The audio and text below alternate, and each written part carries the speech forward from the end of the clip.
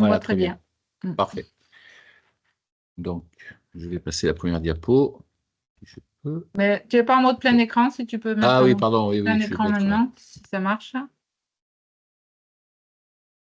Parfait, super. Voilà, Bon, ben, je vais peut-être voilà, couper donc, ma caméra, comme ça.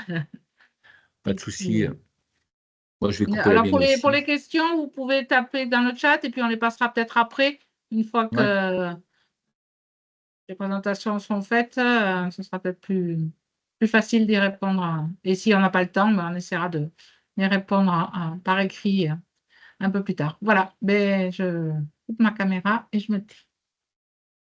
Merci beaucoup, Cécile. Donc, voilà, donc l'équipe du CRATB se constitue autour donc, comme je vous l'ai dit, le binôme médecin généraliste infectiologue, qui nous sommes tous les deux, donc finalement à la tête, on pilote cette équipe, avec un secrétariat partagé avec le CEPIAS, hein, donc Caroline Dangla et Caroline Vaillès, côté Montpellier, Caroline Vaillès et Caroline Dangla côté Toulouse. Nos secrétaires sont partagés, donc vous les connaissez déjà par l'équipe du CEPIAS. Et ensuite, pourquoi j'arrive plus? Qu'est-ce qui se passe? Ah, voilà. Donc voilà, les missions du CRATB, qui sont résumées sur cette diapo, elles sont effectivement, ça a été mis en place en 2022, début 2022, dans notre région. Ça a été effectivement un déploiement progressif avec des relais sur les départements par les équipes multidisciplinaires d'antibiothérapie. Mais bon, voilà, les missions du CRATB, c'est de faciliter et développer un meilleur usage d'antibiotiques. Sur la sémantique, on a une préférence pour meilleur usage plutôt que bon usage, hein, puisqu'on est, on est sur une posture moins jugeante, on va dire, en parlant de meilleur usage. Donc, et l'idée, c'était de faciliter et développer ce meilleur usage dans les établissements comme sur les territoires, hein. Donc, c'est pour cette raison, c'est un petit peu l'idée d'élargir cette stratégie de lutte contre l'antibiorésistance entre la version soins de première ligne, du premier recours que je représente, et puis les soins dans les établissements de santé qui sont bien évidemment représentés par un infectiologue. Voilà, donc l'approche pluridisciplinaire. Donc donc nous, le CRATB, nous sommes juste tous les deux, mais après dans les EMA, c'est différent. Cette approche pluridisciplinaire, elle va effectivement se concrétiser par aussi des pharmaciens, des infirmiers, des, vraiment toutes les personnes qui ont une appétence pour la lutte contre l'antibiorésistance, ce sont les bienvenus pour effectivement élaborer des stratégies.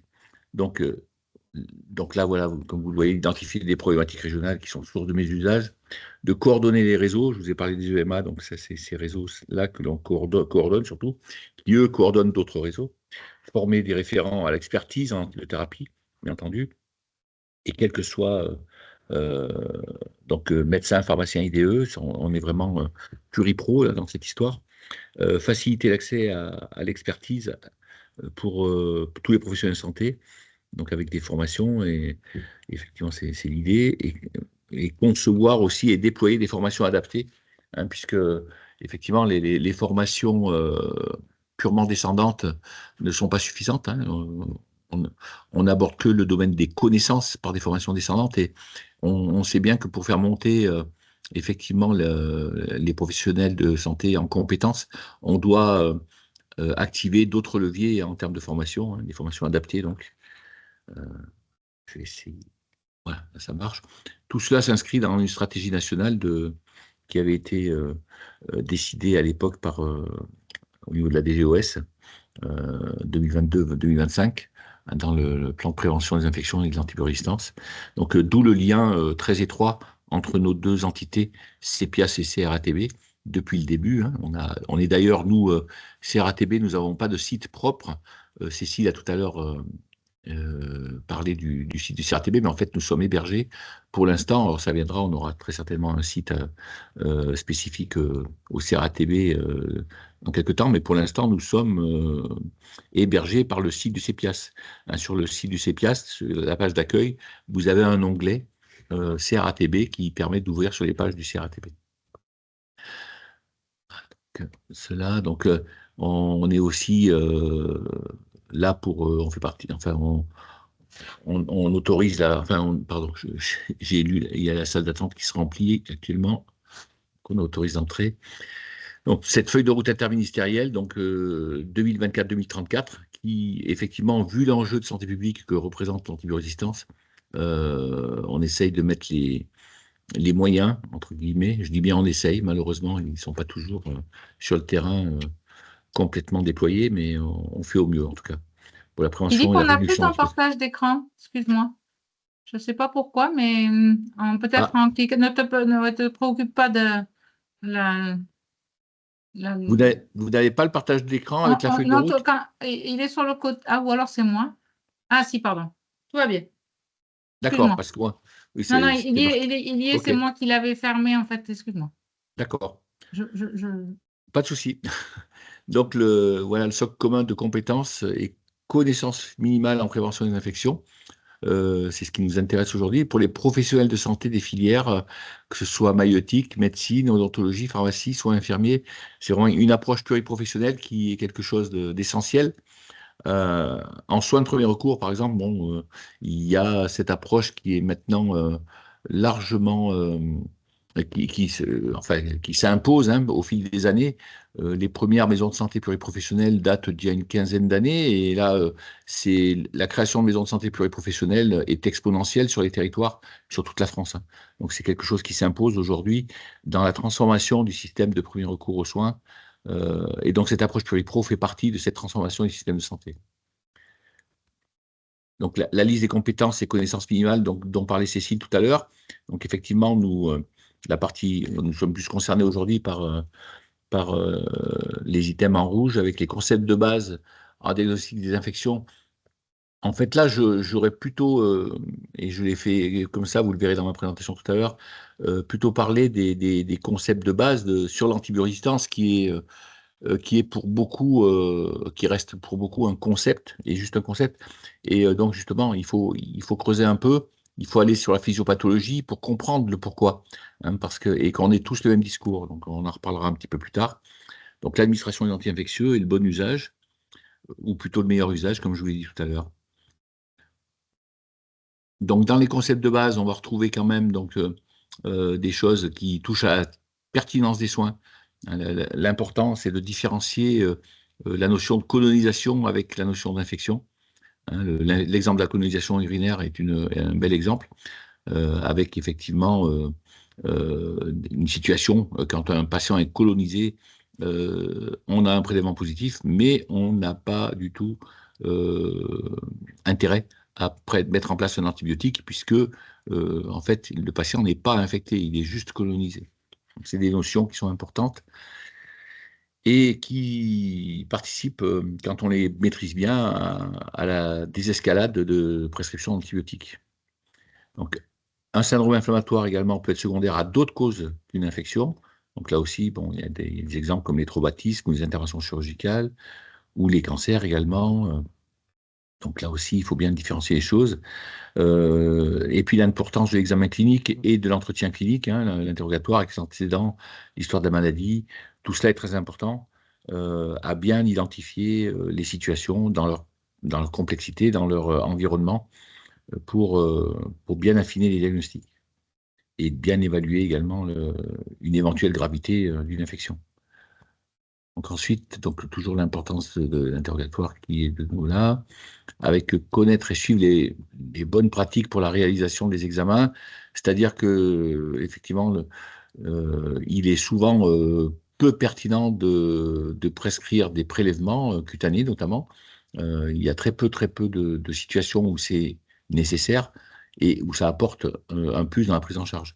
Au contraire, disons qu'il y a un certain nombre, la plupart des situations de prélèvement cutané débouchent sur des mises en place de traitements antibiotiques, alors que finalement, il n'aurait pas eu lieu de mettre des antibiotiques, on est en présence de flores qui ne sont pas virulentes et qui font partie également là de la flore commensale, on va dire, de la flore euh, qui effectivement n'a pas de souci, qui n'entraîne pas de virulence. Donc, savoir interpréter les résultats d'examen, ça va dans ce sens-là aussi. Quand on a un examen qui est positif, savoir comment le placer, c'est très important. Alors, sur l'administration des anti-infectieux, effectivement, il y a des points qui paraissent importants également. Bien connaître les informations pertinentes concernant les traitements. On y reviendra tout à l'heure un peu plus en détail sur quelles sont les recommandations, où en sont les recommandations. Elles bougent régulièrement, donc il ne faut pas hésiter à aller consulter des guides de bonne pratique pour effectivement voir si on colle toujours à ce qui est recommandé, que ce soit en termes de posologie, que ce soit en termes de durée de traitement. C'est très important puisque ça bouge assez rapidement. Reconnaître les situations effectivement où les antibiotiques infectieux ne sont pas utiles ou nécessaires, on y reviendra également. L'antibiotique, par exemple, l'exemple qui est donné sur cette diapo, pour traiter une infection virale ou prévenir une surinfection bactérienne, c'est complètement inutile. Notamment ça, en soins de premier recours, on voit souvent ce type de situation où effectivement le professionnel se doit d'expliquer au patient que ce n'est pas nécessaire de prendre un antibiotique. La guérison d'une infection après le retrait d'un corps étranger, là aussi, en fonction du tableau clinique, est-ce que c'est là il n'y a pas lieu effectivement de mettre un traitement antibiotique. Drainage d'un abcès, l'antibiothérapie peut être prescrite selon la situation, mais voilà. Mais les gestes préalablement effectués permettent de diminuer la durée de celle-ci. Passer sur donc identifier les situations nécessitant un traitement antibiotique urgent, parce que là aussi le pendant de effectivement ne pas prescrire quand c'est inutile, mais il faut quand même bien identifier les situations où l'antibiotique apporte vraiment un plus et permet de guérir la personne, hein, bien entendu. Donc l'exemple des méningites, du choc septique évidemment. Donc bien identifier ces situations-là. Et donc là, il y a effectivement une notion d'urgence à mettre les traitements en place. Et puis les autres infections où on peut effectivement attendre des résultats microbiologiques avant de se lancer dans un traitement. Par exemple, comme les infections ostéo-articulaires chroniques. Ça bien faire la différence entre les deux. Tracer de manière précise les prescriptions anti-infectieux, la dose exacte, le mode d'administration, ça on en a un petit peu parlé. Je suis désolé, je reprends les diapos de mon collègue dont je n'avais pas forcément connaissance, mais bon, c'est des choses qu'on retrouve de toute façon sur d'autres présentations, donc j'arrive quand même à bien vous les transmettre. Donc, transmission détaillée des informations concernant les traitements anti-infectieux en cas de transfert, ça c'est important aussi. Pour être le plus précis possible. Connaître les règles générales de l'antibioprophylaxie en chirurgie, puisque effectivement là aussi ça bouge beaucoup, et en médecine interventionnelle, que ce soit en cardio ou d'autres interventions, d'autres gestes où effectivement il y a un risque infectieux. Administration unique, par exemple, réinjection si durée d'intervention longue, fonction, voilà. Donc du coup, effectivement, ça évite de démarrer des traitements la veille ou l'avant-veille et de les continuer 7 jours après. Hein, c'est dans les règles générales d'antibioprophylaxie, on a réduit considérablement les administrations d'antibiotiques. Voilà, donc là. Ensuite, sur le meilleur usage, utilisation responsable des anti-infectieux, effectivement, le terme est plutôt bien adapté. C'est-à-dire de bien peser le pour et le contre, c'est très important. Et c'est comme ça que l'on pourra effectivement réduire de manière significative le nombre d'antibiotiques prescrits. Penser à l'impact écologique, évidemment, des antibiotiques, puisque plus on va en prescrire, plus on va y revenir après, mais plus on va générer de l'antibiorésistance. Diminuer le risque d'effets indésirables, c'est très important, puisqu'effectivement, les personnes qui vont prendre un antibiotique pour une infection virale, pour effectivement prévenir une surinfection, à côté, ça ne servira à rien en termes d'efficacité, et ça pourra générer des effets secondaires parfois très inconfortables, type diarrhée ou autre. On peut bien penser à ça. Donc voilà, suivre les recommandations locales, bon, ça on en a parlé, régionales, voire nationales, voire internationales. Comme je vous l'ai dit tout à l'heure, ça bouge beaucoup dans le domaine de l'antibiothérapie, et donc il ne faut pas hésiter à se référer à nos guides de pratique. Réévaluer le traitement à 48 heures, 72 heures, ça nous pose la question de continuer ou pas le traitement, effectivement. Notamment, on a eu des évolutions récentes sur les pneumopathies aiguës communautaires, par exemple, où on va réévaluer l'état du patient et éventuellement arrêter le traitement à J3 si tout va bien. Donc ça, c'est des choses que l'on ne faisait pas avant. Pardon. Donc respecter les durées de traitement, qui sont souvent trop longues, oui, effectivement. Mais aussi faire attention parce qu'elles peuvent être trop courtes aussi. Donc on pensait souvent, il y a 15-20 ans, les médecins avaient le discours auprès de leurs patients de dire il faut absolument aller au bout de vos traitements antibiotiques, sinon ça risque d'entraîner des résistances. Aujourd'hui, le discours s'est inversé finalement, puisque aujourd'hui, il est admis que plus un traitement va être long, plus il va générer de la résistance.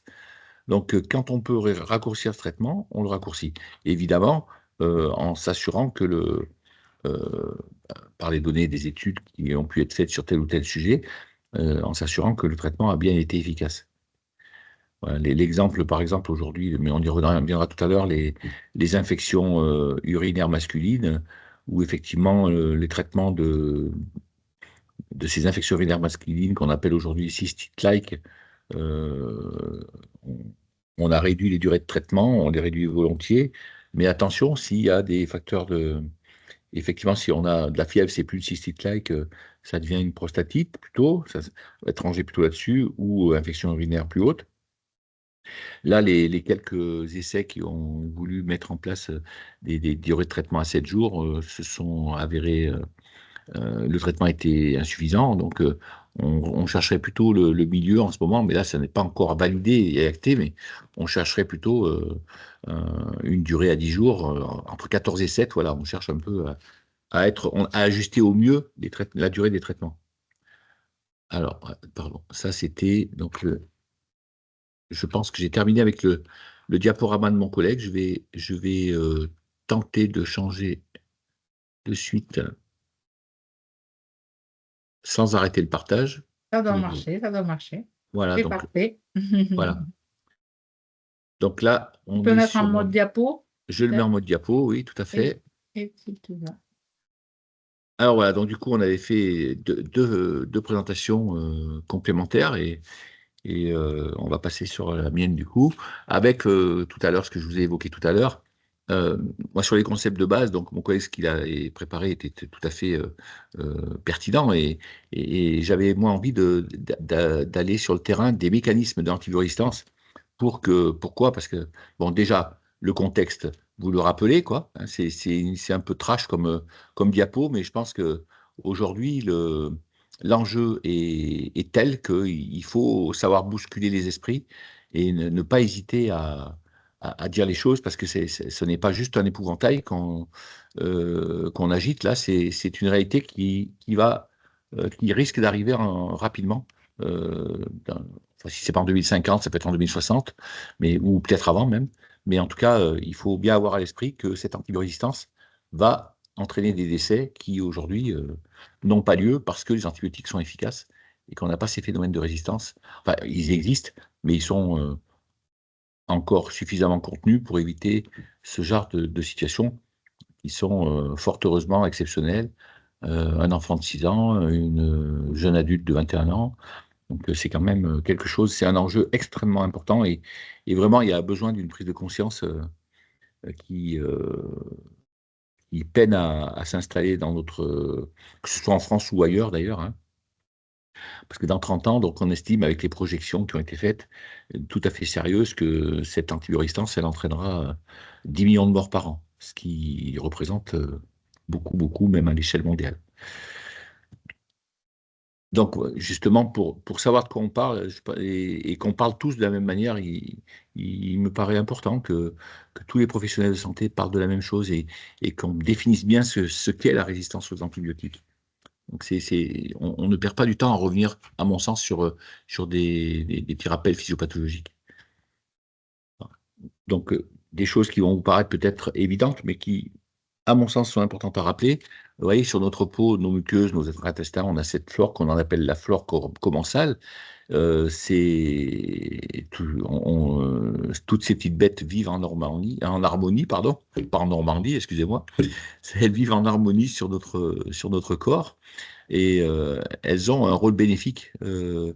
Cette flore a un rôle bénéfique d'un point de vue digestif, pour la stimulation du système immunitaire.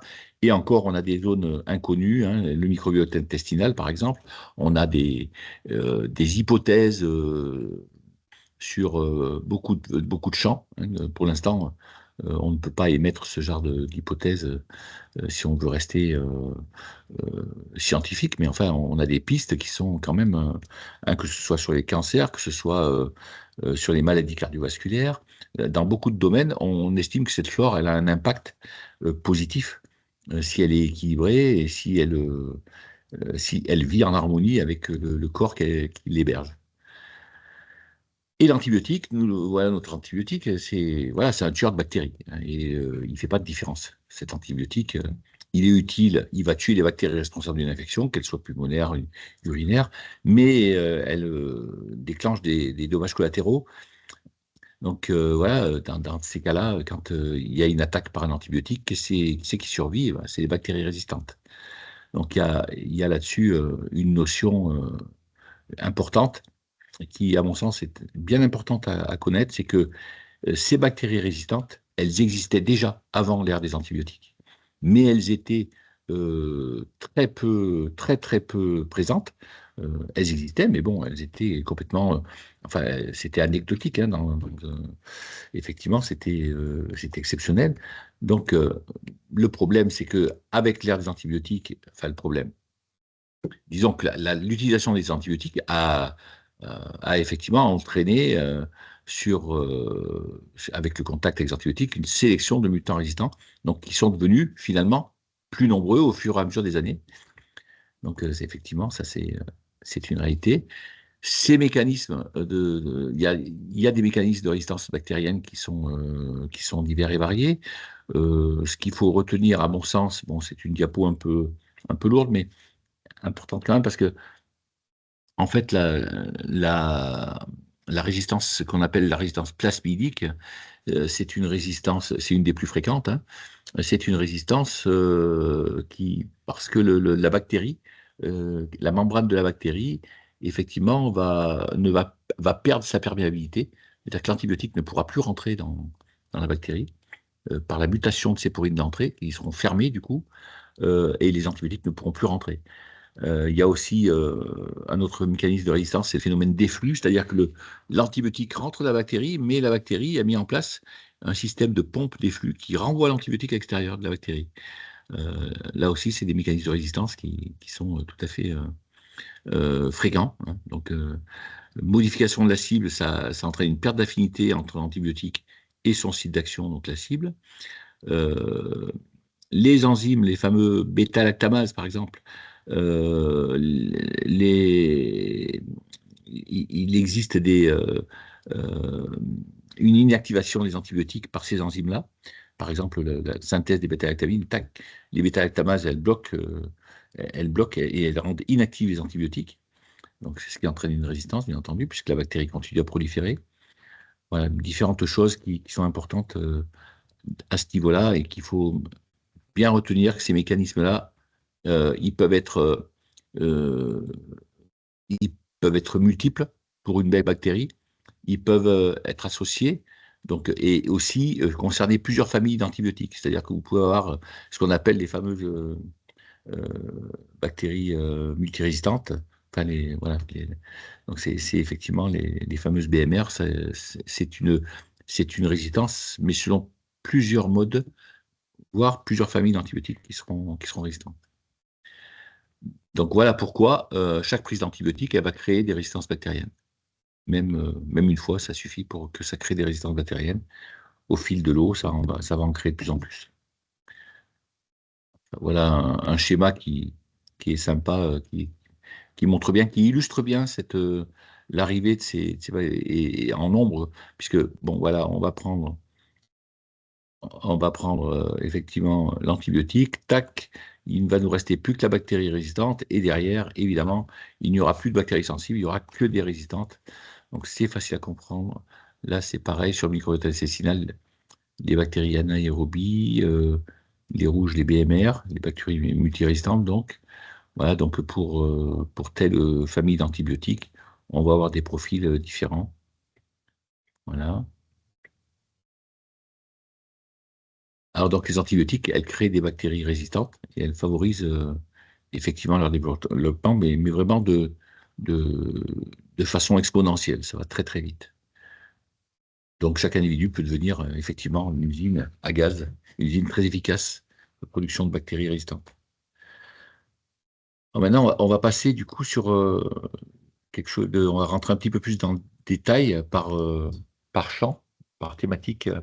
Donc là, je voulais commencer par les infections urinaires. Pourquoi les infections urinaires? Parce que effectivement, on a des choses qui ont changé. Donc, on va plutôt insister sur les choses, sur des modes des traitements qui se sont modifiés ces dernières années, en tout cas. Donc, sur la cystite aiguë simple, notamment, il y a une modification, c'est la réduction de la durée de traitement par PIB mestinal, qui est passée de 5 jours à 3 jours. Donc ça, c'est un point important. Alors, pour rappel, la cystite aiguë simple, elle se traite par du monuril, la phosphomycine, donc, pardon. Elle se traite par phosphomycine en prise unique. Et ça, c'est le traitement de deuxième intention, le PIV mestinal, qui passe de 5 à 3 jours. Ensuite, donc, la cystite aiguë à risque de complications. Là, on va faire systématiquement une CBU, alors qu'on ne le fait pas pour la cystite aiguë simple. On va privilégier le traitement différé, parce qu'on aura fini CBU et on ciblera plus le germe. Il y a deux familles d'antibiotiques qui sont vecteurs d'antibiorésistance qui ont été retirés des recommandations. C'est la cefixime, c'est une C3G orale, et les fluoroquinolones, qui ne sont plus des traitements qui sont recommandés dans cette, euh, dans cette pathologie cystite aiguë à risque de complications. Et donc, on a eu l'introduction de la phosphomycine en deuxième intention avec J1, J3, J5. Donc, c'est pas en prise unique, c'est en 3 prises sur 5 jours.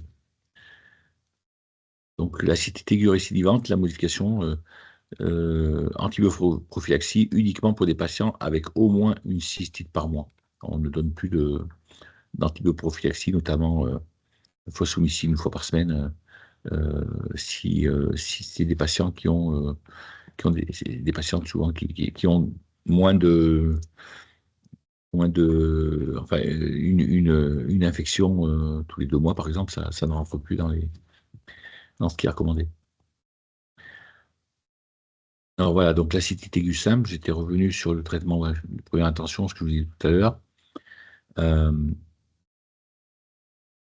Et ce qu'il faut retenir là-dessus, c'est le signe fonctionnel, surtout qui nous font retenir ce diagnostic cliniquement avec des brûlures, des urgenturies ou des pollakiuries, hein, l'envie d'uriner très souvent. On fait l'ABU, effectivement, et donc sur une cystite aiguë simple, recherche de locaux et de nitrites positifs. Si les locaux et les nitrites sont tous les deux positifs, cela signifie que c'est une cystite à Escherichia coli, donc, parce qu'on a les nitrites qui sont positifs. Donc, on ne prescrit pas de CBU en systématique sur les cystites aiguës simples. Je vous l'ai déjà dit tout à l'heure, je le répète.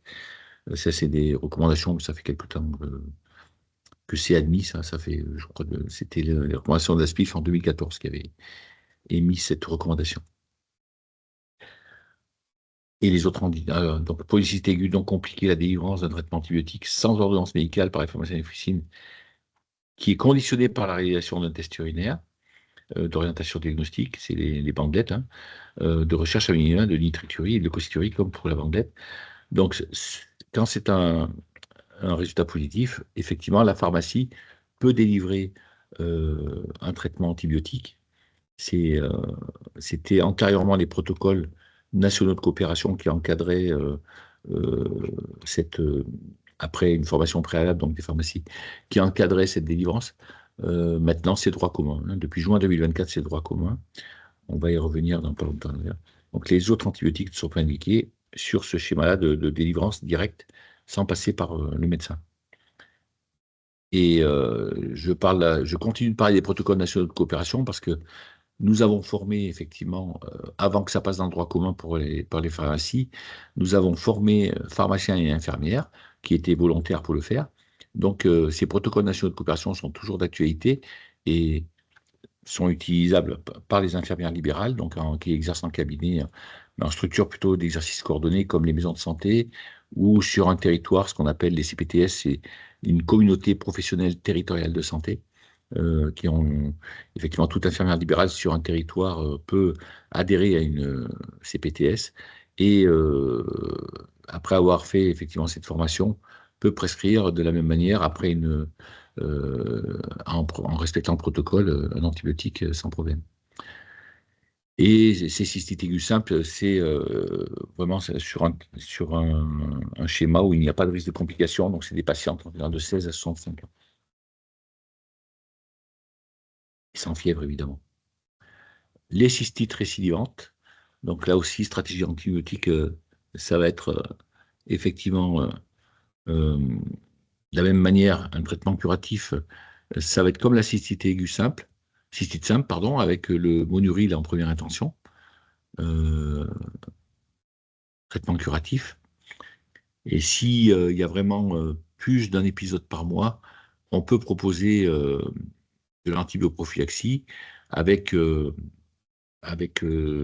tribométroprine ou la phosphomycine, trométamol, bon là, effectivement, avec 3 grammes une fois par semaine, en continu, en fonction des situations. Là, excusez-moi, je n'ai pas coupé le son.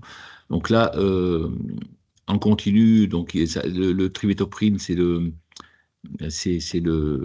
Bactrim.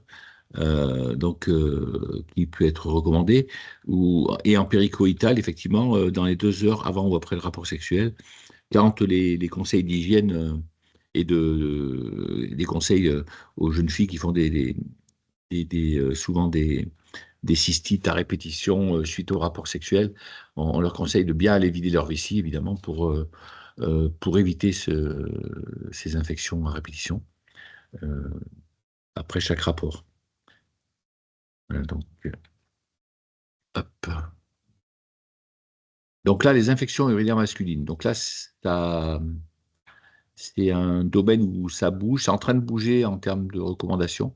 Mon collègue, donc, qui n'est pas là aujourd'hui, et fait partie du groupe, des coordonnateurs du groupe de la SPILF, la société française. La SPILF, j'imagine que tout le monde connaît, c'est la société de pathologie infectieuse langue française, hein, donc, qui réunit tous les infectiologues et autres médecins qui ont une appétence pour toutes ces questions.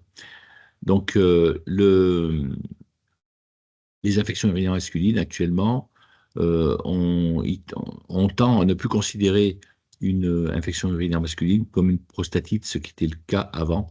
Moi, quand j'ai fait mes études, c'était toute infection urinaire masculine et doit être considérée comme une prostatite. Ça tend à évoluer vers effectivement une autre façon de voir les choses.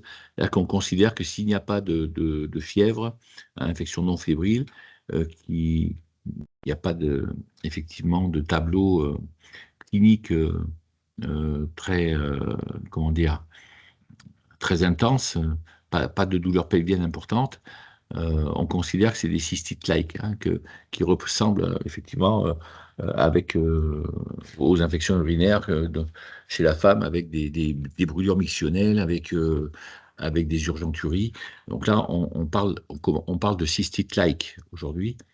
Donc, dans ces tableaux-là, aujourd'hui, la durée de traitement, on considère plutôt que 7 jours sont suffisants, avec des traitements qui se rapprochent de, euh, de ce qu'on conseille chez la femme, puisqu'aujourd'hui, on considère. Alors, il y a plusieurs pistes, hein, c'est pas complètement figé. Il y en a une, notamment, qui va très certainement sortir dans les recommandations en fin d'année. C'est celle de... Excusez-moi, je reviens sur mon... C'est celle euh, de prendre du monuril, en fait, de la phosphomycine, la phosphomycine AJ1, J3, J5. Donc, et il y a aussi la furadentine, hein, qui est un antibiotique qui serait efficace dans cette indication. Le seul inconvénient de la furadentine, c'est qu'il faut faire attention aux personnes qui sont insuffisantes rénales. Voilà, donc il y a ces deux lignes de traitement qui sont effectivement à l'étude actuellement pour les mettre dans les recos. La prostatite aiguë, là aussi, ça bouge avec ce que je vous ai dit tout à l'heure. Hein, ce serait 14 jours, on essaye de diminuer la durée de traitement. Et la durée de traitement de 7 jours serait probablement insuffisante et qu'on se dirigerait vers une durée de 10 jours. Mais pour l'instant, rien n'est complètement acté. Alors, les infections respiratoires hautes, donc là c'est un domaine où il y a énormément de prescriptions d'antibiotiques, en tout cas en soins de première ligne. La rhinopharyngite aiguë, par exemple, là, donc il faut quand même rappeler des choses qui peuvent paraître évidentes pour beaucoup de monde, mais qui sont importantes à rappeler parce que ça continue à être un motif de prescription inappropriée. C'est important. Donc, la rhinopharyngite aiguë, ça correspond à une inflammation virale du pharynx, c'est des fosses nasales. On a une rhinorrhée, des éternuements, de l'obstruction nasale, de la fièvre parfois, de la toux. L'examen clinique ne donne pas grand-chose en termes de... Enfin, l'auscultation est normale, hein, l'auscultation pulmonaire. L'évolution est toujours spontanément favorable. Il n'y a pas d'antibiothérapie qui soit justifiée dans ce cas-là. Sans aucune... même chez des personnes qualifiées de fragiles, il n'y a aucune antibiothérapie qui est justifiée dans le cas d'une rhinopharyngite. Donc, à retenir que l'aspect purulent des sécrétions, ça n'est pas synonyme de surinfection bactérienne, ce qui souvent est présent dans la tête des patients. Mais pas que, les professionnels de santé aussi qui pensent que c'est le cas. Donc, on doit surveiller les éventuelles complications comme les otites ou les sinusites. Et puis, on doit surtout bien informer le patient pendant la consultation sur l'évolution naturelle. Donc, en vie, nous avons mis en place, nous mettons en place des ordonnances de non-prescription où ce qui est expliqué dessus, ça paraît parfois tout bête, mais au moins les patients ils partent avec quelque chose, avec des mots. C'est important qu'ils aient des mots sur un papier.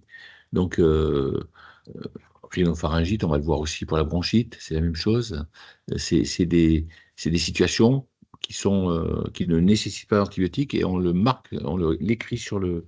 C'est écrit sur la. Maintenant, avec l'informatique, on a des ordonnances toutes prêtes. Donc, c'est effectivement avec des conseils comme bien s'hydrater ou des choses comme ça on explique bien que ces épisodes-là, que ce soit rhinopharyngite ou bronchite, je pense que bronchite, j'en parle après, non, peut-être pas, mais c'est la même chose, hein, la bronchite aiguë, on est dans une situation où c'est d'origine virale, donc il n'y a pas à prescrire d'antibiotiques. Donc on élabore des conseils, j'aurais dû la mettre dans le diaporama, d'ailleurs, je n'ai pas pensé, cette ordonnance de non-prescription qu'on met à disposition des patients. On leur demande de bien s'hydrater, on leur explique que c'est une phase inflammatoire qui donne les symptômes, que ce n'est pas l'infection qui donne les symptômes, puisque l'infection, habituellement, elle est réglée en 2-3 jours, en le temps que le système immunitaire réagisse, et le virus est éradiqué en très peu de temps. Donc voilà pour ce point-là.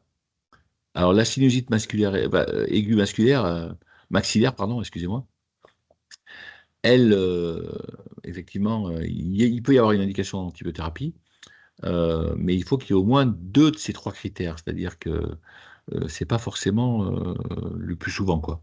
Donc, persistance ou augmentation des douleurs, hein, les sinus infraorbitaires, donc le type de douleur, le caractère unilatéral aussi, qui met la puce à l'oreille, l'augmentation quand la tête est penchée à l'avant, tout ça, c'est dans l'examen clinique avec le médecin en général. Ça.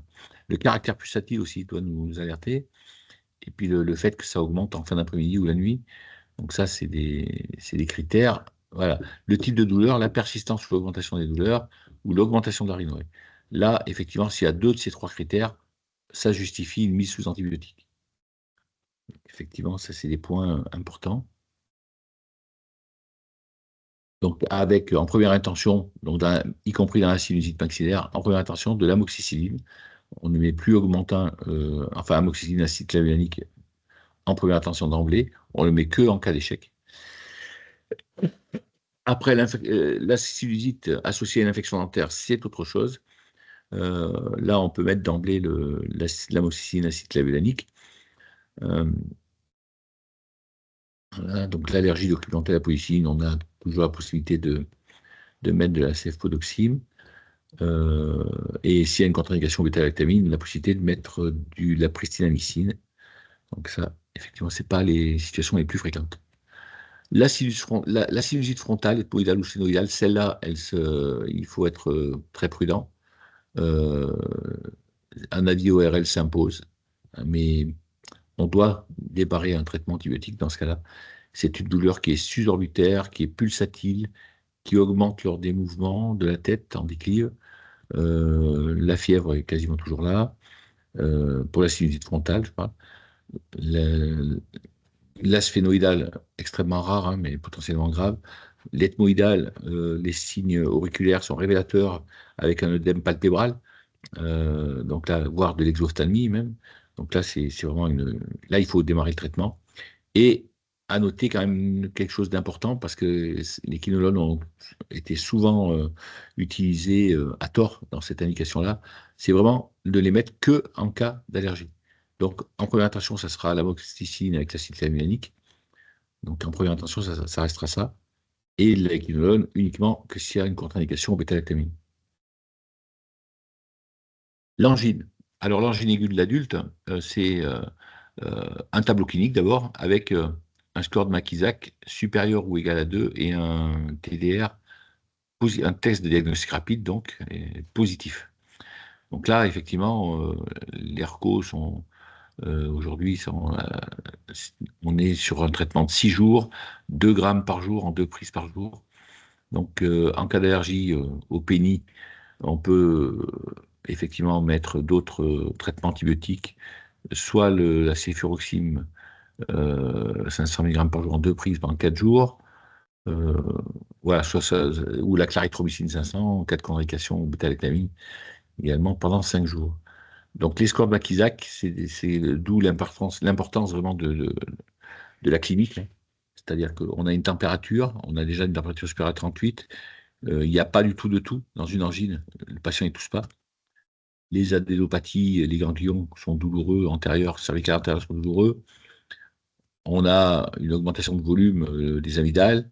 Euh, Là aussi, en termes de score de Makisak, plus, plus on vieillit, euh, moins c'est probable qu'il y ait une angine bactérienne, et ce serait plutôt virale. Voilà, donc tout ça pour dire que dans les angines avec un score de Makisak inférieur à 2, un TDR négatif, ça, effectivement, ça ne justifie pas d'antibiotiques. Et il faut bien noter que l'azithromycine est passée dans les antibiotiques avec une résistance aux antibiotiques importante, hein. Il est dans les antibiotiques critiques aujourd'hui, donc il a été sorti des recommandations dans l'angine, alors qu'il y était avant. Chez l'enfant, alors il y a deux cas de figure. Soit l'enfant a moins de 3 ans et on considère que l'angine est d'origine virale, soit l'enfant a plus de 13 ans, 3 ans, on fait un TDR, il est positif et négatif, donc pareil, on met l'antibiotique que si c'est positif. Et s'il y a une contre-indication bêta-lactamine, la clarithromycine est effectivement préférée. Donc là aussi, le score de Makisak s'applique, hein, bien sûr. Alors, pour ce qui est des enfants de plus de 11 ans et des adultes, il faut savoir qu'il existe également des protocoles nationaux de coopération, comme pour la cystite, que je vous expliquais tout à l'heure. Donc, les infirmières peuvent être formées à ces protocoles nationaux de coopération et les pratiquer effectivement dans leur cabinet d'infirmière ou dans une maison de santé sur une permanence.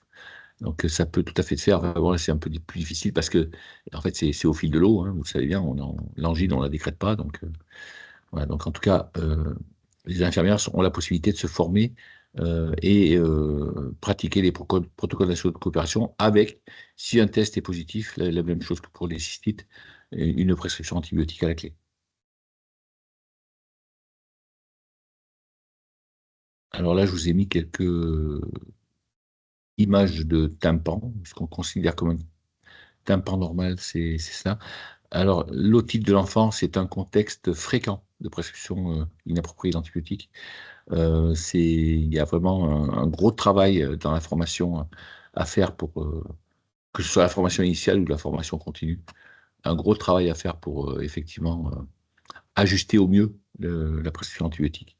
Parce que bien sûr qu'il y a des situations où il faut un antibiotique, mais si on regarde au bout du compte, c'est pas les plus fréquentes. On va le voir par la suite. Alors, ce qui ne justifie pas l'antibiotique, c'est la fièvre. La fièvre, c'est pas parce qu'on a de la fièvre que, hop, on va mettre des antibiotiques. C'est pas du tout ça. L'absence d'épanchement purulent, effectivement, quand on voit un tympan, s'il n'y a pas d'épanchement purulent à l'autoscope, à l'examen, ça ne justifie pas d'antibiotique. C'est vraiment que les otites purulentes, déjà, et pas toutes, qui justifient un traitement antibiotique. Donc cela, c'est important à bien le cerner. Après, la difficulté, c'est qu'un tympan congestif peut tourner un tympan purulent en 1 ou 2 jours, hein. Donc c'est pour ça qu'il faut revoir et ne pas hésiter à revoir les enfants quand c'est nécessaire. Donc là, c'est un tableau, je ne vais pas tout vous détailler, mais en gros, donc voilà, il faut retenir que c'est l'otite moyenne aiguë purulente qui justifie l'antibiothérapie. En fonction de l'âge de l'enfant, c'est plus ou moins. Enfin, avant 6 mois, on traite. Donc là, c'est même avant 3 mois, bispécialisé, mais de toute façon, avant 6 mois, on traite. Euh, Avant, c'était avant 2 ans, et puis là, on a diminué avant 6 mois. On traite par amoxicilline d'emblée. S'il n'y a pas d'allergie particulière, c'est amoxicilline que l'on va traiter, que l'on va proposer. Et en dessus de 2 ans, avec des symptômes modérés, il y a le critère douleur qui entre en jeu. En dessus de 2 ans, avec des symptômes modérés, on ne va pas forcément traiter, on va différer, on va voir comment ça évolue dans les 2-3 jours. S'il y a des symptômes importants, par contre, même en dessus de 2 ans, on va traiter avec de la MOX. Donc c'est comme ça que l'on pratique, l'on doit pratiquer en ville en tout cas. Et les durées de traitement sont de 5 jours, 10 jours, on est baissé à 7 là, avec la diapo est pas à jour. Alors l'OMA purulente, on y est, c'était donc moi j'insiste surtout sur l'amoxicilline, c'est 95% des prescriptions, c'est de l'amoxicilline. Après effectivement, il y a des alternatives, mais c'est pas les plus fréquentes. Voilà, et là, cette notion est très importante, c'est que aujourd'hui, un certain nombre de médecins prescrivent un antibiotique. Ils font une ordonnance d'antibiotique et ils expliquent aux patients, enfin aux parents, souvent des enfants, que cet antibiotique, on va temporiser pour le donner. Donc, ce qu'on appelle les prescriptions différées.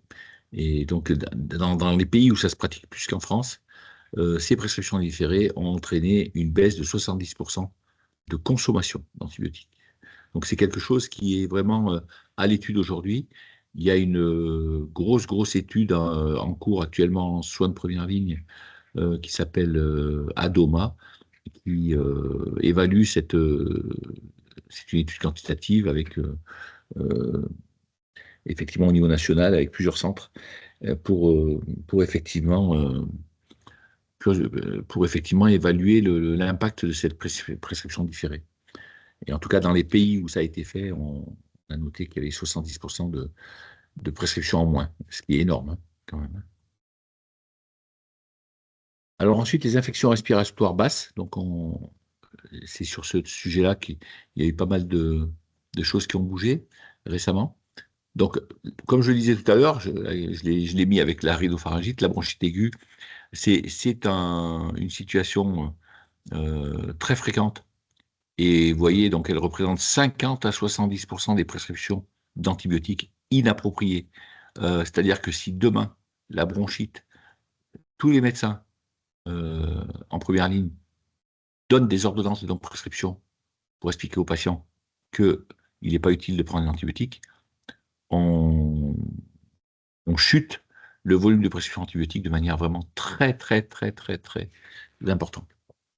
Donc c'est vraiment, à mon sens, c'est là où on doit concentrer nos efforts quand on approche des groupes de médecins, qu'on fait de la formation, c'est vraiment là où on doit aller, qu'on doit aussi expliquer au grand public, parce qu'il ne faut pas oublier que le principal euh, critère effectivement, de prescription inappropriée, c'est le patient lui-même.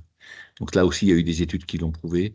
C'est le principal critère, la pression du patient envers le médecin, c'est le principal critère de prescription inappropriée d'antibiotiques. Parce que le médecin, il ne va pas passer 3 quarts d'heure à expliquer au patient qu'il ne lui faut pas d'antibiotiques et qu'à un moment donné, malheureusement, ben, il lâche. Et, euh, et puis en fonction du profil, et puis c'est de l'éducation du patient. Donc ça marche pour les antibiotiques, comme ça marche pour les arrêts de travail, comme ça marche pour les anxiolytiques, comme ça marche pour les IPP. C'est quelque chose qui est, nous, enfin je suis aussi universitaire en médecine générale, donc en formation initiale, on insiste beaucoup, beaucoup, beaucoup sur effectivement l'éducation thérapeutique du patient, hein, pour effectivement essayer de l'éducation du patient tout court d'ailleurs, pour effectivement infléchir ces prescriptions inappropriées, quelles qu'elles soient, et d'être plus pertinentes dans nos prescriptions. Donc, comme je disais tout à l'heure, l'expectoration jaunâtre ou verdâtre, ça n'est pas un critère de surinfection. Une toux qui persiste 6 à 8 semaines, ça n'est pas un critère d'infection non plus. On doit répéter aux gens, même si c'est la 4e fois qu'ils viennent et qu'ils veulent implicitement une prescription d'une pilule miracle, on doit leur expliquer que la toux, c'est d'abord parce qu'ils ne s'hydratent pas, parce que c'est la réalité. La vérité, c'est ça. C'est que les gens qui continuent à tousser, en général, c'est qu'ils ne boivent pas la ration hydrique suffisante pour diminuer les phénomènes inflammatoires. Donc, voilà le nerf de la guerre pour nous qui formons les médecins, qui formons, que ce soit en formation initiale ou continue. Le nerf de la guerre, il est là. C'est sur ces pathologies très prévalentes. Si on gagne ça, on baisse la consommation antibiotique effectivement de façon globale, de manière très très significative. Alors l'exacerbation aiguë de bronchopneumopathie chronique obstructive, donc là il y a des critères effectivement on va d'abord voir ceux qui ne justifient pas l'antibiotique. C'est que là c'est pareil, s'il y a juste une expectoration jaunâtre ou verdâtre ou une toux persistante, ça ne justifie pas la prescription antibiotique. Là, le problème de ces exacerbations de BPCO, c'est effectivement surtout la dyspnée, hein, qui va nous mettre en difficulté. Enfin, s'il y a une dyspnée, là, on va aller vers une prescription antibiotique. Avec là aussi, on va choisir, même chez patients qui sont comorbides, en tout cas en soins de première ligne, en soins de premier recours, on va mettre de l'amoxicilline en première intention.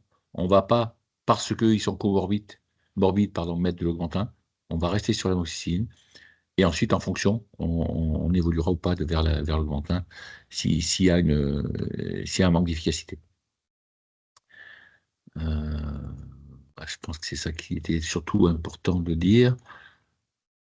Voilà, l'antibiotique, si le stade est supérieur ou égal à 3, donc vous voyez, c'est le stade 3, c'est sévère, c'est la dyspnée qui est plus fréquente, hein. Le stade 2, on a juste une dyspnée d'effort, mais sinon, si la personne ne fait pas trop d'efforts, il n'y a pas de dyspnée. C'est vraiment le critère dyspnée qui est important pour décider ou non de mettre un antibiotique. Euh, Après, l'augmentation du volume des expectorations est important aussi. S'il y en a de plus en plus, effectivement, ça va justifier un traitement antibiotique et le fait que ça soit de plus en plus purulent aussi. Mais ce n'est pas juste une présence qui justifiera de sécrétion purulente. Donc là, le facteur échec thérapeutique, c'est supérieur à 2 exacerbations par an, tout à fait. Donc là, on avait vu. Ensuite, le choix et la durée d'antibiothérapie. c'est 5 jours, inférieur ou égal à 5 jours. Ça peut vous paraître court, mais c'est effectivement, on a réduit les durées, là aussi, de traitement antibiotique sur ce type de tableau. Et donc, l'augmentin qui va être réservé s'il y a un risque d'échec thérapeutique ou de complications. Et puis, en cas d'allergie à la pénicilline, toujours la ceftriaxone qui est en injectable par voie IV ou sous-cutanée, et puis le trimethoprim sulfaméthasone en 2 prises par jour s'il y a une allergie aux pénicillines. Alors, les pneumonies aiguës communautaires, c'est là où il y a eu des nouvelles recommandations cette année. J'ai fait partie du groupe de travail qui a travaillé sur ces recommandations. Donc, on a mis en place, déjà bien connaître les critères de stabilité clinique dans la pneumopathie aiguë communautaire, qu'est-ce que ça veut dire. Donc, déjà, quand on parle de critères de stabilité clinique, c'est une température qui est maîtrisée, donc une température pas plus haute que 37,8, une pression artérielle systolique supérieure à 90 mm de mercure, une fréquence cardiaque inférieure à 100 par minute, une fréquence respiratoire inférieure à 24 par minute et une saturation en oxygène supérieure à 90% en air ambiant. Donc ça, c'est des critères de stabilité qui sont très importants pour la suite. Alors, là, aujourd'hui, on diagnostique une pneumopathie aiguë communautaire chez un sujet qui est immunocompétent. On va démarrer une antibiothérapie. On va mettre 3 jours d'antibiotiques. Si on a une stabilité clinique, selon les critères que je vous ai donnés au départ, on stoppe les antibiotiques au bout de 3 jours. Si ces critères ne sont pas remplis, on continue l'antibiotique et on réévalue à J5. À J5, même raisonnement. Si on a une stabilité clinique, on arrête les antibiotiques. S'il n'y a pas encore tous les critères de stabilité clinique, on continue. Et on va jusqu'à J7 et on s'arrête à J7. On a très souvent vu des personnes pour des pneumopathies, des pneumonies aiguës communautaires, pardon, des pneumopathies aiguës communautaires, prendre des antibiotiques au-delà de 2 semaines, cela n'est plus du tout recommandé. On considère que 7 jours, on ne va pas au-delà, et on surveille l'état du patient, mais on ne va pas au-delà. Donc là, on a rappelé les critères de stabilité clinique, parfait. Voilà, donc ça, c'est les nouvelles recommandations. Alors, donc là, sujet présumé sain, sans signe de gravité, avec une suspicion de pneumocoque, on va utiliser l'amoxicilline en premier choix, qui est efficace sur le staphylocoque pneumoniae. Streptocoque, oui, efficace, donc, ok. Ensuite, s'il y a un échec à 48 heures avec l'amox, eh ben, on change on va dire, de fusil d'épaule. On va aller plutôt sur une macrolide, sur de la pristinamycine. Ensuite, hospitalisation, c'est le deuxième échec. Là, quand même, sur des pneumopathies, on est quand même très vigilant. On a un doute entre pneumocoque et bactéries atypiques. Donc, d'emblée, il va y avoir l'amoxicilline également. Et ensuite, si il y a un échec à 48 heures, on va aller plutôt sur la pristina. C'est effectivement, où on l'aura mis d'emblée, parce qu'on oui, a le choix là, amoxicilline, pristinamycine, téléthromycine. Et si on a une suspicion de bactéries atypiques, on va d'emblée mettre des macrolides par contre. Avec, si jamais il n'y a pas de résultat, à 48 heures, on met de l'amoxicilline ou de la pristinamycine. Les sujets comorbides, par contre, notamment, ou les sujets âgés en ambulatoire, sans signe de gravité, on va mettre d'emblée l'amoxicilline avec de l'acide clavulanique ou de la ceftriaxone, notamment dans les EHPAD. On prescrit volontiers dans ce type de tableau de la ceftriaxone. S'il y a un échec, évidemment, c'est hospitalisation. Donc, pour tout cela, et là, vous voyez, les fluoroquinolones ont été barrés. Je les ai, donc, pour bien montrer qu'en 2024, les fluoroquinolones, on a décidé de les enlever du tableau et on ne les utilise, quand même, ça peut arriver, que s'il y a allergie aux autres. Voilà, donc c'est un petit peu le take-home message là, cette présentation, c'est on est tous concernés par l'antibiorésistance et on peut agir. On peut vraiment agir, mais ça demande la mise en responsabilité de tous. Retenir que les fluoroquinolones, c'est l'exception. C'est pourquoi on insiste beaucoup sur le fait de vouloir épargner au maximum les fluoroquinolones, c'est que leur mode de résistance est particulier et garde en mémoire en fait cette résistance euh, au niveau de la bactérie. Et c'est pour cette raison que quand on utilise une fluoroquinolone, on ne doit pas utiliser chez un même individu une autre fluoroquinolone, enfin une fluoroquinolone dans les 6 mois qui suivent, parce qu'on a vraiment une résistance qui nous échappe et qui est définitive ensuite. Donc on est vraiment très embêté avec la résistance au fluoroquinolone. On désescalade dès qu'on peut une antibiothérapie. C'est-à-dire que si on peut arrêter l'antibiotique à J3, on l'arrête, notamment dans le cas des pneumopathies communautaires. On, on appuie vraiment sur les traitements courts et les traitements ciblés.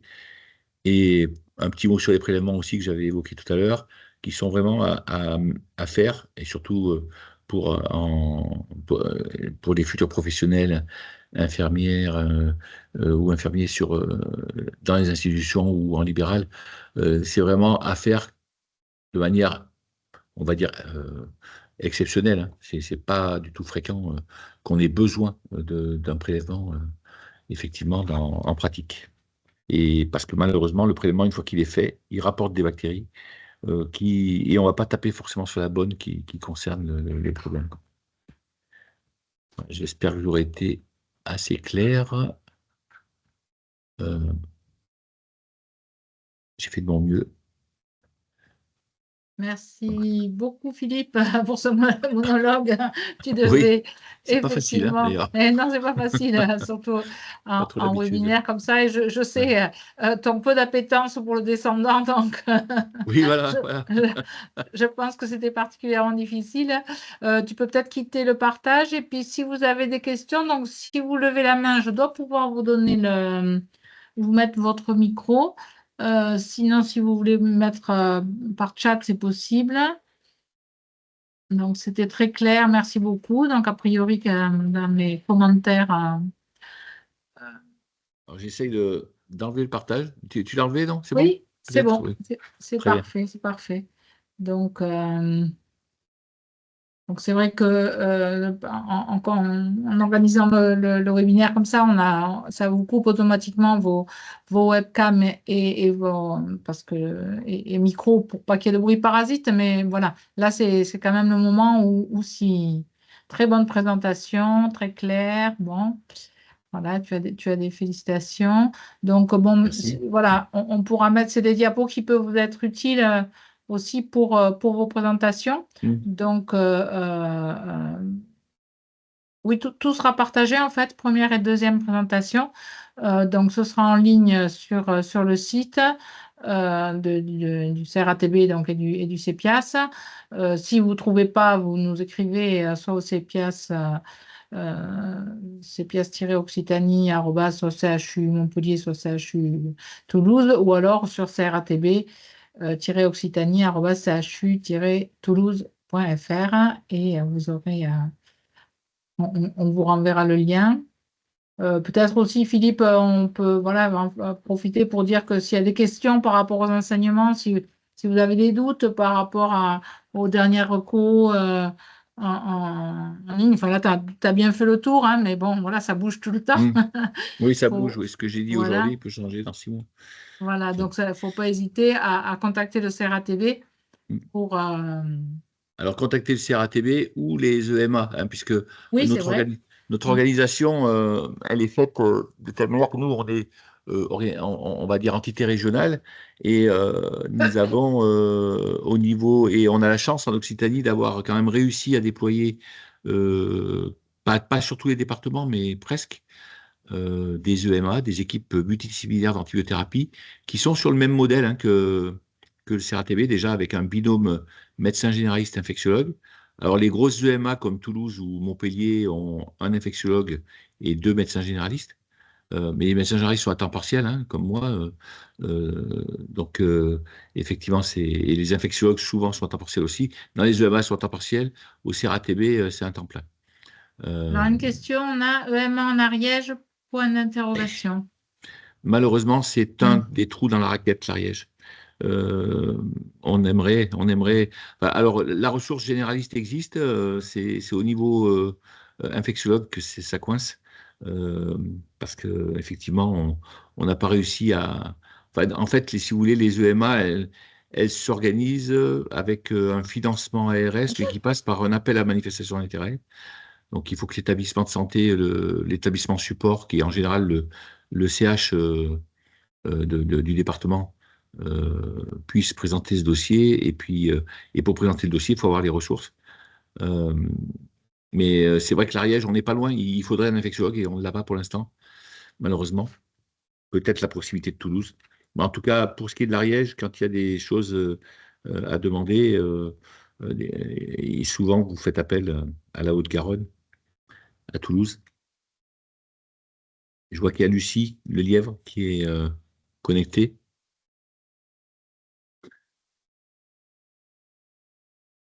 Ou c'est peut-être qu'elle a prêté son ordinateur à quelqu'un, je ne sais pas. C'est Je, peut-être plutôt je- ça.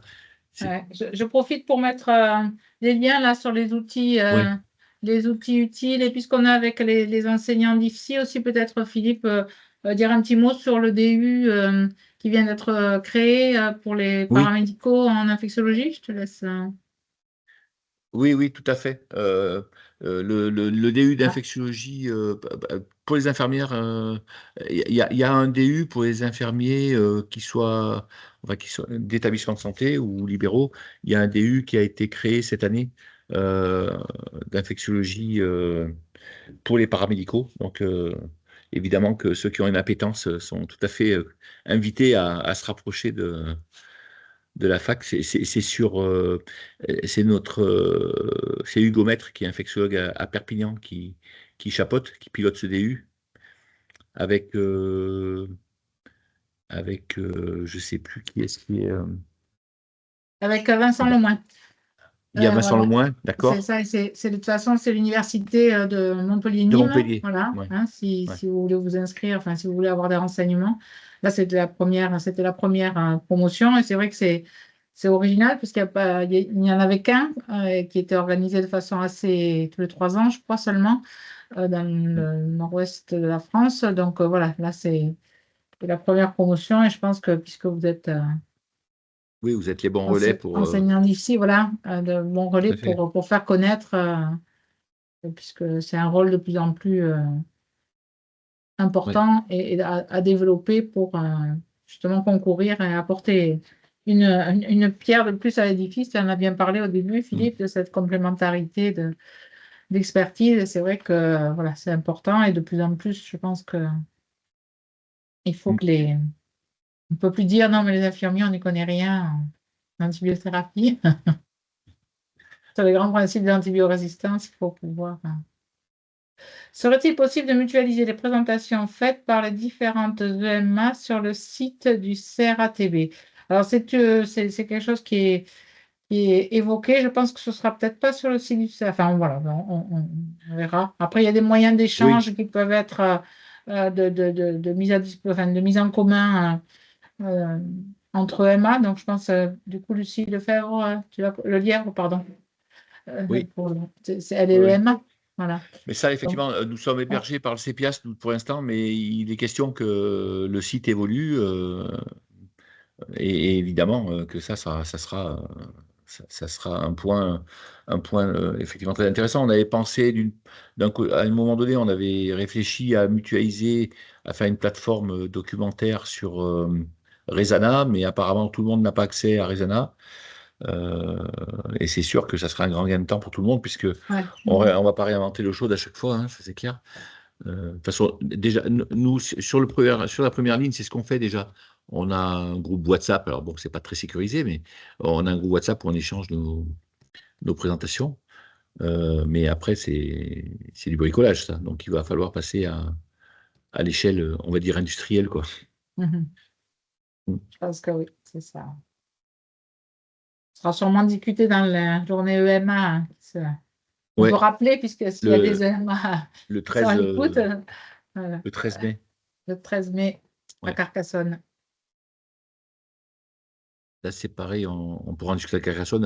On a quelque chose qui émerge, là, mais on en parlera aussi à Carcassonne, c'est pour les données de consommation d'antibiotiques sur la première ligne. On est en train de passer une convention avec l'assurance maladie régionale pour pouvoir mettre à disposition, à l'échelle même infradépartementale, les consommations d'antibiotiques par bassin de population pour effectivement ensuite choisir les stratégies de formation et tout ça. Ça va être, même par rapport au grand public, on peut avoir des différences d'un territoire à un autre.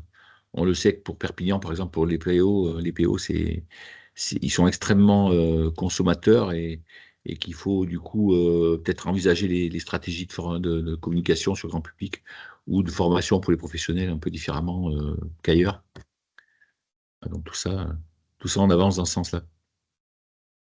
Très bien, mais n'hésitez pas de premier webinaire est sur le CPS Occitanie. Dans quelle rubrique? Alors, je vous le recherche tout de suite. À mon avis, dans webinaire, attendez, formation, visioconférence passée. Je vais vous mettre le lien dans le. Hop, mais ça date un peu, hein, puisque c'était en 2023, mais le voilà. Enregistrement. Hop, voilà. Je vais vous lancer l'enregistrement. Je vais récupérer le lien. Donc, je vais vous en, voilà. Dans la vidéoconférence passée, c'était le 21 novembre 2023. Voilà. Pardon, j'ai coupé. Donc, voilà. Webinaire passé, novembre 2023. Voilà.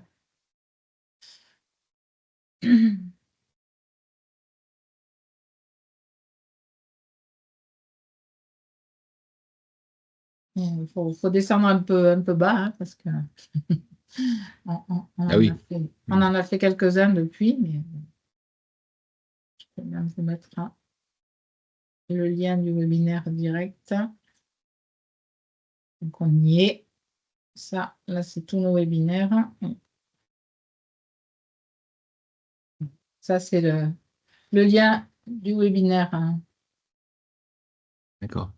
direct.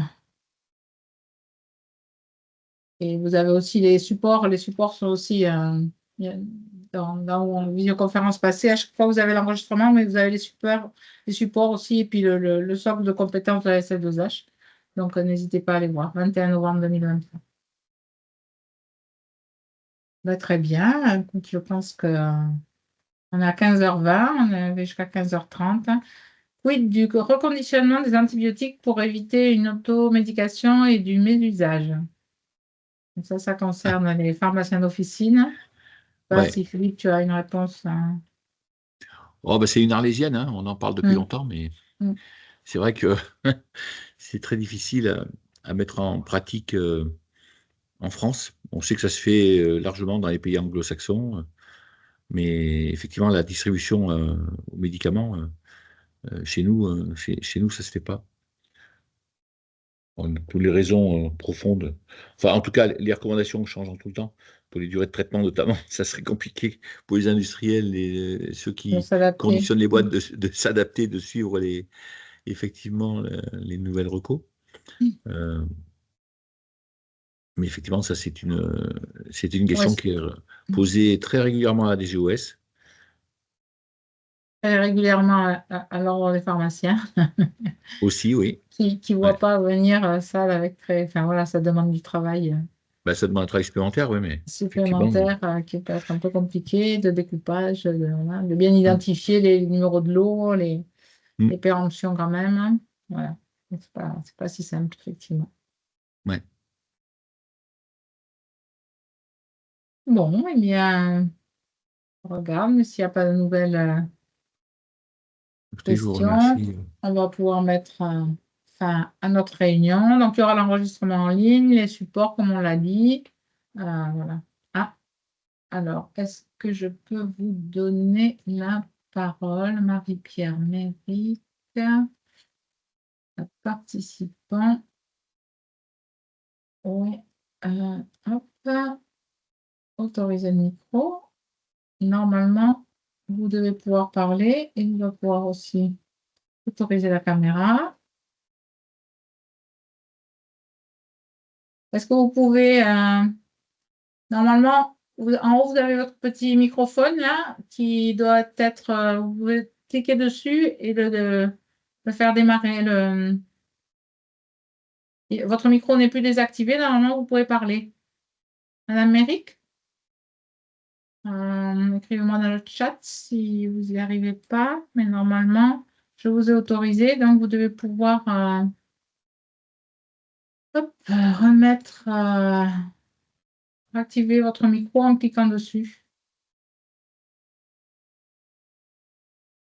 Désolée, je me suis trompée. C'est pas grave. Comme ça montre que vous pouvez le faire. Si quelqu'un veut prendre la parole, c'est pas un souci. Vous pouvez baisser votre main en cliquant. C'est pas très grave. Voilà, parfait.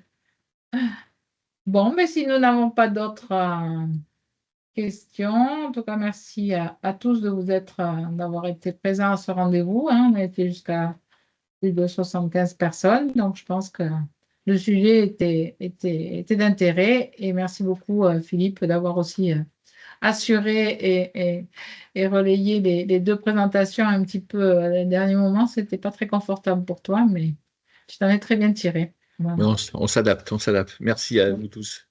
Ok, très bien. Ben, merci et au revoir à tous. Au revoir. Je clôture le